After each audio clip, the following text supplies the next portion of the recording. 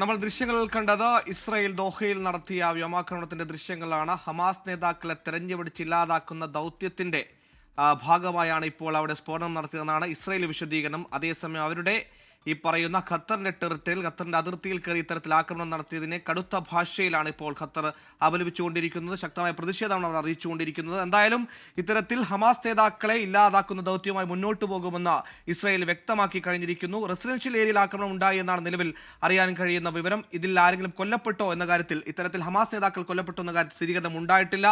ഹമാസിന്റെ polit bureau അംഗങ്ങൾ താമസിച്ചിരുന്ന റെസിഡൻഷ്യൽ ഏരിയ ആണെന്നാണ് നിലവിൽ നമുക്ക് ലഭിക്കുന്ന വിവരം. എന്തായാലും വലിയ പ്രതിഷേധങ്ങൾക്കടക്കം ഇത് വഴിവെക്കുമെന്ന കാര്യത്തിൽ സംശയമില്ല. നമുക്കറിയുന്നത് പോലെ തന്നെ ഈ പറഞ്ഞതുപോലെ ഗസയുടെയും ഇസ്രായേലിന്റെയും ഇടയിലെ മധ്യസ്ഥ ചർച്ചകൾക്കെന്നും ശക്തി പകരുന്ന ഇപ്പോൾ ഡോക്ടർ മോഹൻ വർഗീസ് വിദേശകാര്യ വിദഗ്ധൻ നമ്മോടൊപ്പം ചെയ്തു. ശ്രീ ഡോക്ടർ മോഹൻ വർഗീസ്, ഇപ്പോൾ ഈ പറഞ്ഞതുപോലെ ഹമാസ് നേതാക്കളെ തെരഞ്ഞുപിടിച്ചു കൊല്ലുന്ന ദൗത്യത്തിന്റെ ഭാഗമായി ദോഹയിൽ ആക്രമണം നടത്തിയെന്നാണ് നമുക്ക് ലഭിക്കുന്ന വിവരം. എന്നും ഇത്തരത്തിൽ ഇവരുടെ മധ്യസ്ഥ ചർച്ചയ്ക്ക് ശക്തി പകരുന്ന രാജ്യമാണ് ഖത്തർ. ഈ ആക്രമണത്തെ അങ്ങ് എങ്ങനെ കാണുന്നു?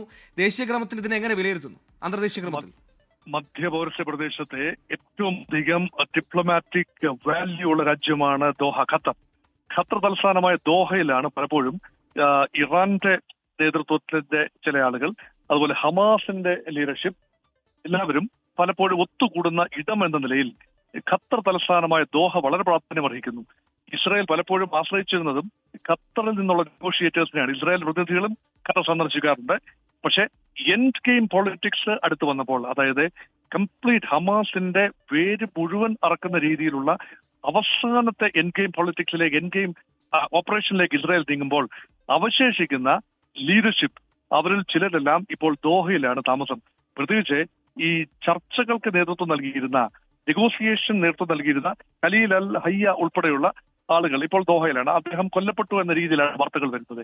ഇസ്രായേലിന്റെ ഭാഗത്ത് നിന്ന് ദോഹ ആക്രമിക്കുന്നു എന്ന് പറയുമ്പോൾ അവിടെ വലിയ അർത്ഥതലങ്ങളാണ് അവിടെ ഉള്ളത്. കാരണം അമേരിക്കൻ ബേസിനെതിരെ, അൽ ഉദയ്ദ് ബേസിനെതിരെ ഇറാന്റെ ആക്രമണം കഴിഞ്ഞ പ്രാവശ്യം ഉണ്ടായതിനേക്കാൾ ഭീകരമായ ഒരു അവസ്ഥയാണ് ഇപ്പോൾ Israel attacked in Arab country called Qatar. ഇത് നൽകുന്ന ഒരു സൂചന എന്ന് പറയുന്നത് മധ്യപൗരസ്ത്യ പ്രദേശം വീണ്ടും സംഘർഷഭരിതമാണ്. ഇപ്പോൾ അറബി ലോകത്ത് തന്നെ ഏതാണ്ട് ഒരു ധാരണയുണ്ട്, ഇസ്രായേലിന്റെ അസ്തിത്വം നിലനിർത്താനുള്ള അവകാശമുണ്ട് എന്ന രീതിയിൽ അറബി ലോകം ചിന്തിക്കുമ്പോൾ ഒരു അറബി രാജ്യമായ, മധ്യസ്ഥ രാജ്യമായ ദോഹയിലേക്ക് ഇസ്രായേൽ മിസൈലുകൾ അയക്കുന്നു എന്ന് പറയുമ്പോൾ അവിടെ അറബ് ദേശീയത ഒരിക്കൽ കൂടി ഇസ്രായേലിനെതിരെ ഉണരാനുള്ള സാധ്യത തള്ളിക്കളയാനാവില്ല. അത് മാത്രമല്ല, അമേരിക്കയുടെ മധ്യപൗരസ്ത്യ പ്രദേശത്തെ ഏറ്റവും ശക്തമായ എയർബേസ് സ്ഥിതി ചെയ്യുന്നതും ഖത്തറിലാണ് എന്ന് ഓർക്കണം. അതുകൊണ്ട് തന്നെ വലിയ വലിയ അർത്ഥതലങ്ങളുള്ള ഒരു ആക്രമണം തന്നെയാണ് ഇപ്പോൾ നടന്നിരിക്കുന്നത്. അതുകൊണ്ട് എങ്ങനെയാണ് അറബ് ലോകം പ്രതികരിക്കുന്നത്, ഖത്തർ ഗവൺമെന്റ് എങ്ങനെയാണ് ഇതിനോട് പ്രതികരിക്കുന്നത്, ഇസ്രായേലിന്റെ ആത്യന്തിക ലക്ഷ്യം എന്താണ്? ഇത് ഹമാസിനെതിരെയുള്ള ആക്രമണമാണെങ്കിൽ പോലും ദോഹയുടെ മണ്ണിലാണ്, എയർപോർട്ട് ഉൾപ്പെടെയുള്ള ഇടങ്ങളിലാണ് മിസൈൽ വർഷം ഉണ്ടായിരിക്കുന്നത് എന്നാണ് റിപ്പോർട്ടുകൾ സൂചിപ്പിക്കുന്നത്. അവിടെ നാശനഷ്ടങ്ങളെ കുറിച്ചും സൂചന ലഭിക്കുന്നുണ്ട്, ഏർലി സമയമാണെങ്കിൽ പോലും.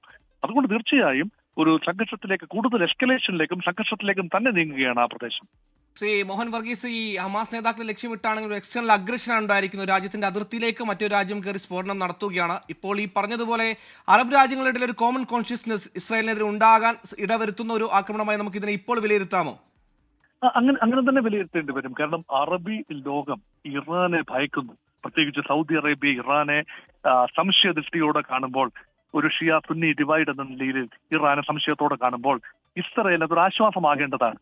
പക്ഷെ അറബ് ലോകത്തെ പ്രമുഖ രാജ്യമായ GCC രാജ്യം കൂടിയായ ഖത്തറിന് നേരെ ആക്രമണം നടക്കുമ്പോൾ അറബ് ദേശീയത ഒരിക്കൽ കൂടി ഉണരാനുള്ള സാധ്യത തള്ളിക്കളയാനാവില്ല.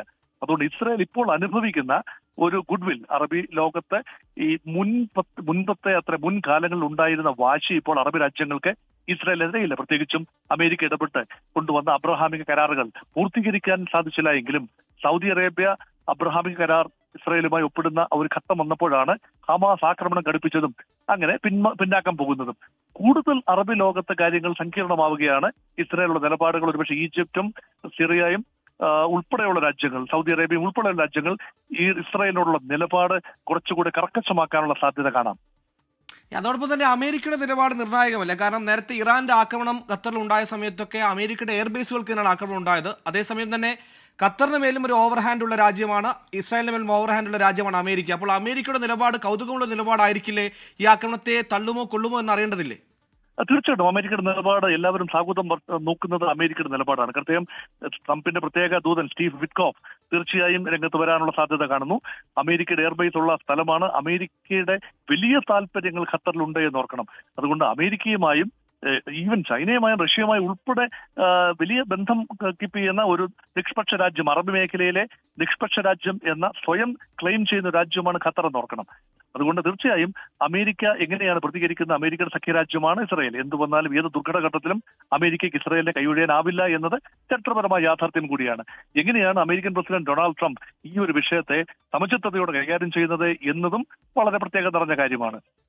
അതുതന്നെയാണ് ശ്രീ മോഹൻ വർഗീസ് ഘട്ടത്തിൽ പ്രതികരിച്ചതിന് ഇപ്പോൾ White House deputy press secretary Anna Kelly Al ജസീറയോട് പറഞ്ഞത് ഈ സമയത്ത് പ്രതികരിക്കുന്നില്ല, പ്രതികരിക്കേണ്ട സമയമാകുമ്പോൾ പ്രതികരിക്കുമെന്നുള്ളതാണ്. അതായത് അമേരിക്ക സസൂക്ഷ്മം കാര്യങ്ങൾ വീക്ഷിച്ചതിന് മാത്രം ആയിരിക്കും ഒരു പ്രതികരണത്തിലേക്ക് വരിക. കാരണം അതിനപ്പുറത്തേക്ക് എടുത്ത് ചാടി ഒരു പ്രതികരണം നടത്താൻ ഈ വിഷയത്തിൽ അമേരിക്കയ്ക്കും ചില പ്രതിസന്ധികളുണ്ട്. ഈ പറഞ്ഞതുപോലെ ഈ പശ്ചിമേഷ്യൻ രാജ്യങ്ങളാണെങ്കിൽ അവിടെ അമേരിക്ക ഏറ്റവും ആക്സസും ഏറ്റവും സൗഹൃദവും ഉള്ള രാജ്യമാണ് ഖത്തർ. മറുഭാഗത്ത് ഇസ്രായേലിനും അമേരിക്ക തള്ളാനാകില്ല. അങ്ങനെ